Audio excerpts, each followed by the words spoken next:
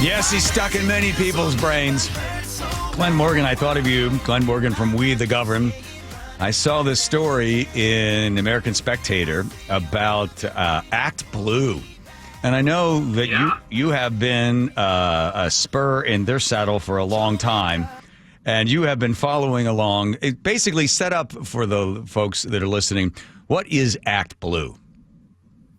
ActBlue is essentially a payment aggregator and focused exclusively for Democrat and left-leaning causes. They were set up in 2004, and they primarily specialize in taking small dollar donations and distributing them widely by the millions and billions, ultimately, to Democrat and left-leaning candidates and causes all over the country. Okay, so that's perfectly legal. They're able to do that. There should be no problem with people want to make donations, so ActBlue is there to do this. And now, why is there some stink hanging around ActBlue?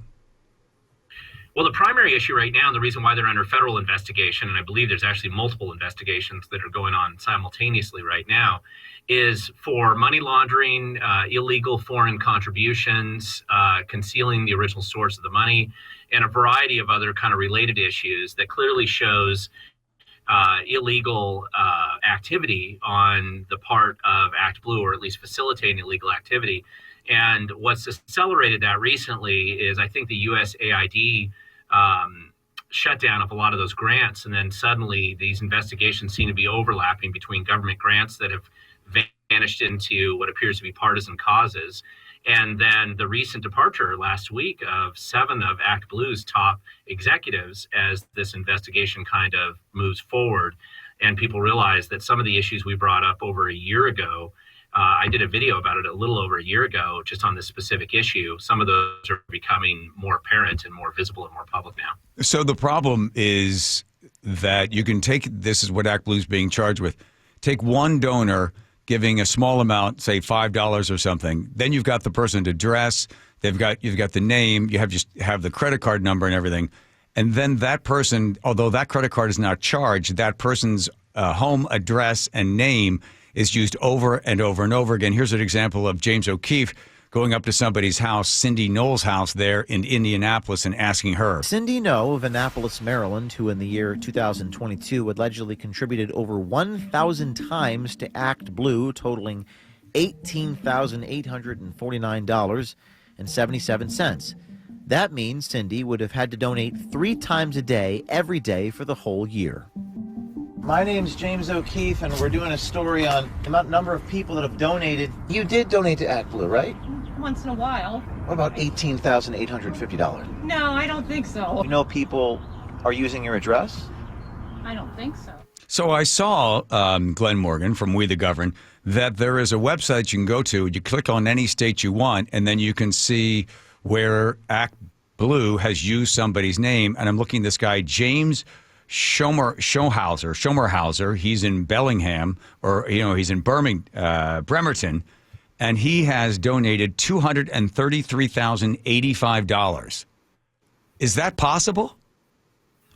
Well, I mean, it's always possible, but you have to look closer. And one of the things that we found when we were doorbelling some of these homes a little over a year ago is you'd come up to a situation where it's readily apparent that the old lady in her 80s living in the trailer park who donated once $10 to something on ActBlue probably didn't donate $250,000, 170 times a day for 2 years.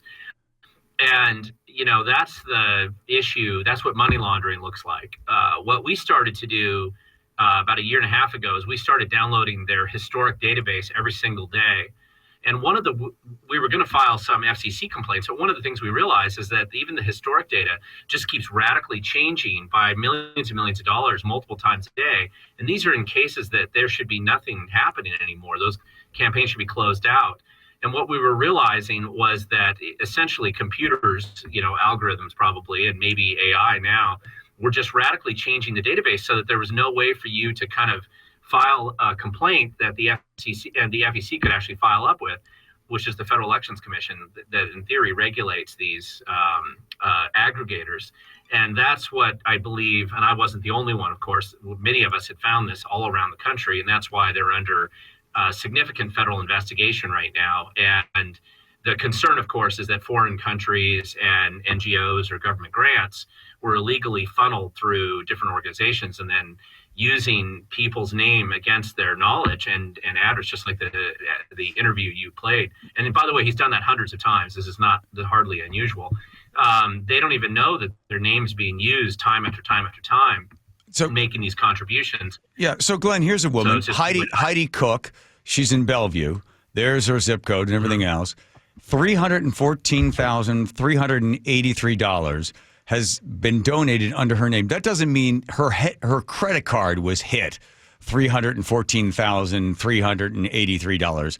It's that her name was associated with a whole bunch of small donations coming from just her name. Is that correct?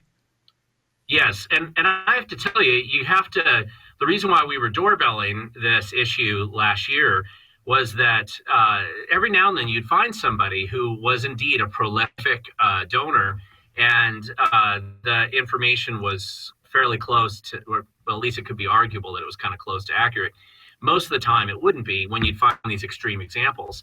And but it's kind of a brilliant way to do it, because you're going to find somebody who's already politically aligned and they don't want to go public that they're being used to support their candidates against their knowledge or will. And so it's a really shady operation, and the exposure right now is obviously generating more attention than it has been in the past. And I think that this is going to become a much bigger scandal as the truth becomes more exposed in the near future. Now, there's scandal. There are felons or possibly soon to be felons on both sides. Are the Republicans trying to do something like this too? Yeah. The concern that I had when I started looking into this last year was there's a Republican group that's sort of similar called WinRed, and they're a lot smaller, of course. And, in politics, just like in war, anytime one side is getting an advantage, which I think the Democrats were getting with ActBlue, since it's the largest payment aggregator in the world, what was happening is the Republicans were trying to create the equivalent. And we started to see similar characteristics on the WinRed operation truthfully at a much smaller scale, but still very similar indications that somebody over there was trying to do similar things. And of course, once you allow bad behavior in one camp, it's going to encourage bad behavior to occur in the other. Right, but both are wrong, because you're taking advantage of a system that doesn't catch up fast enough to this stuff. And again, if you can cheat the system, people will cheat the system. So right now at this point, ActBlue is being investigated. I think Representative Comers is looking into it. They want to know how often these things have been exploited and trying to find out where this money's coming from and crack down on the whole thing. So maybe they catch both the Reds and the Blues when it comes to this. Glen Morgan from We the Govern, you've been following this story for 4 years, so it must make you feel good that finally it's getting some extra oomph behind it. Yeah, it would have been nice if they had cracked down on this years ago when it was brought to their attention the first few dozen times. Yeah. But, better late than never. And unfortunately, we have no way of knowing how many elections were substantially impacted by, illegal election interference caused by such a big organization like this. Well, money is the mother's milk, right? Mm-hmm. It's all... And that's how political campaigns get funded, Exactly. All right, I'll let you get back to tormenting Bob Ferguson.